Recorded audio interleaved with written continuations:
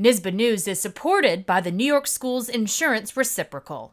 Like a shimmering gem set in an emerald blanket of greenery, the Schodack Maple Hill Junior-Senior High School has a new look and an airy openness that students are embracing even beyond the expectations of the community and school officials. We have like little sitting areas and like charging stations for our phones where people could hang out, usually during lunch and advisory.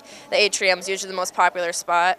Traditional hallways lined with lockers have been replaced with contemporary shapes, textures, and colors that please the eye and help create fluid movement throughout the building. Classrooms have been opened up with large glass sections, and seating is flexible and varied.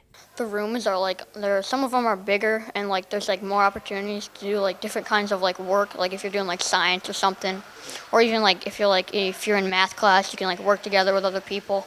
The library has been converted to create the feel of a coffee shop. There are very few printed books and no computers.